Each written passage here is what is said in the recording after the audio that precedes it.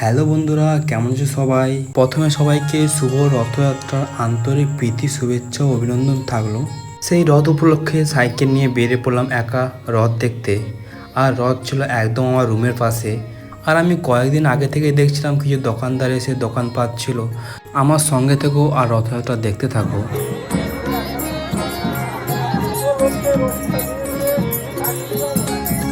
কিছুক্ষণ পর আমিও রথে দড়ি টানতে শুরু করলাম। আর যাই হোক, আমি সত্যিই ভাবতেই পারিনি এখানে এত লোক রথের দড়ি টানতে আসবে বলে। এবং এখানে অনেক রকম দোকানদানি বসেছিল। আর আমি খুঁজছিলাম কাঁঠালের দোকান, রথ মানে কাঁঠাল আমের। ফলের দোকানগুলো রথযাত্রা মেলাতে বসে। তারপর আমি একটু মেলা ঘুরে নিলাম। মেলার পাশাপাশি ছোট ছোট শিল্পীরা গান গাইছে মঞ্চে। আর এই রথগুলো ছোট ছোট ভাইদের বানানো ছোট ছোট রথ। তারপর আমি বেরিয়ে পড়ি ক্ষুদিরামের দিকে। ওখানেও নাকি অনেক রথ আসবে। আর এটা হচ্ছে সেই রথ যেটা আমি ওখানে টানছিলাম।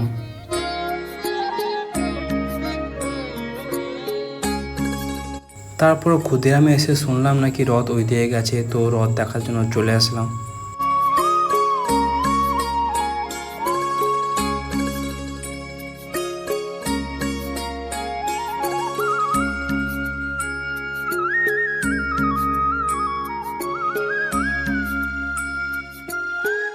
এখানে কিছু সময় কাটানোর পর চলে গেলাম ক্ষুদিরাম বাজার দিকে। ওখানেও নাকি অনেক রথ আসবে। আর রাস্তার পাশে অনেক ছোট ছোট রথ দেখতে পেয়েছিলাম, ছোট ছোট ভাইরা বানিয়েছিল।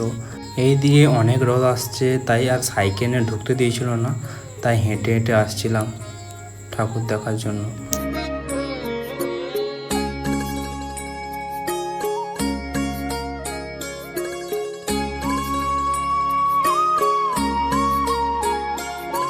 আবার এখানে একটু রথের দড়ি টানছিলাম। তারপর আবার হাঁটতে হাঁটতে চলে যাই অন্য রথ দেখতে। আর এই রথটা নাকি এসছে ইস্কন মন্দির থেকে, হলদিয়ার ইস্কন মন্দির থেকে এসছে। সত্যি আমি ভাবতে পারিনি যে এত লোক এখানে রথ দেখতে আসে।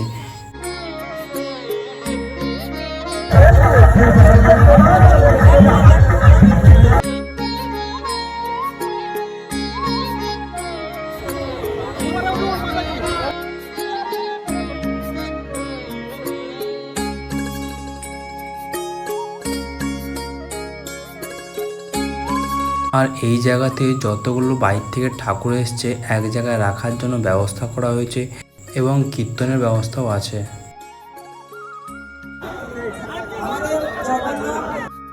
সত্যি বলতে বন্ধু, আমি ভাবতেই পারিনি যে হলদিয়াতে রথযাত্রা উপলক্ষে এত বড় মেলা এবং এত মানুষের সমাগম হবে বলে। আমি প্রায় 4 বছর থেকেছি হলদিয়াতে, এটা আমার প্রথমবার। তো যাই হোক, মেলা দেখে যাচ্ছে এখন রুমের দিকে। আর রুমের কাছে মেলাটা একটু দেখে নিয়ে একদম রুমের দিকে রওনা দিলাম। ভালো লাগলে লাইক অ্যান্ড সাবস্ক্রাইব করে দিও বন্ধুরা।